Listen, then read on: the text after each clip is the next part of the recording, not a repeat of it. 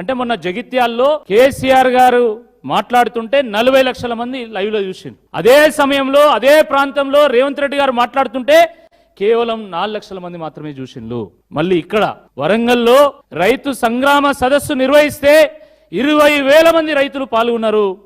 మరి అదే ప్రాంతంలో పోటీగా కాంగ్రెస్ పార్టీ కాంగ్రెస్ ప్రభుత్వము మెగా రైతు మేళా నిర్వహిస్తే దాంట్లో కనీసం 2,000 మంది కూడా రైతులు పాల్గొనలేదు.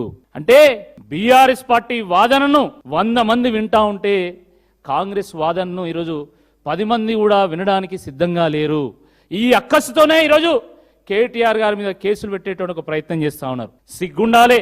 ఆ రోజు తెలంగాణ ఉద్యమ సందర్భంగా కేసీఆర్ గారు ఇదే రేవంత్ రెడ్డి గారి ఇదే తెలంగాణ ద్రోహుల రైఫిల్ గుండ్లను ఎదుర్కొన్నటువంటి చరిత్ర ఉంది.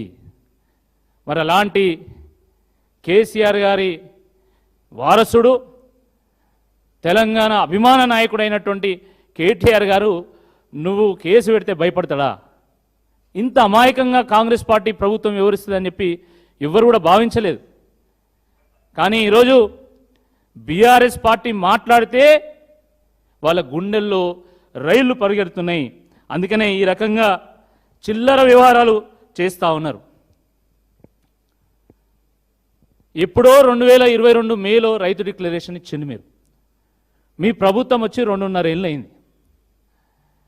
రైతు డిక్లరేషన్లో ఇప్పటివరకు ఒక్కటంటే ఒక్క అంశాన్నైనా మీరు సంపూర్ణంగా అమలు చేసినలా? మీరు గుండె మీద చేసుకొని చెప్పాలి కాంగ్రెస్ పార్టీ నాయకులు. ఆ రోజు మీరు చెప్పింది ఏంది, ఈరోజు చేస్తున్నది ఏంది? రుణమాఫీ అన్నారు. రుణమాఫీ 2 లక్షల రూపాయల వరకు రుణమాఫీ అన్నారు. చివరకు మీరు రైతు బేస్డ్గా మీరు రుణమాఫీ చేయకుండా కుటుంబం బేస్డ్గా చేయడం వల్ల ఈరోజు ఆటానమందం రుణమాఫీ అయింది. ఆటానమందం రుణమాఫీ కానేగాలే.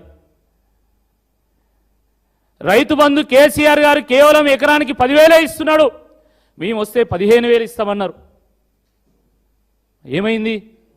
2024లో మీరు 2 ఫసళ్ళు ఎగ్గొట్టిండ్రు. అంటే 15,000 ఎగ్గొట్టిండ్రు ఎకరానికి. 2వ సంవత్సరంలో మీరు కేవలం 1 ఫసలు మాత్రమే ఇచ్చిండ్రు. అంటే 7,500 ఇచ్చిండ్రు. 7,500 ఎగ్గొట్టిండ్రు.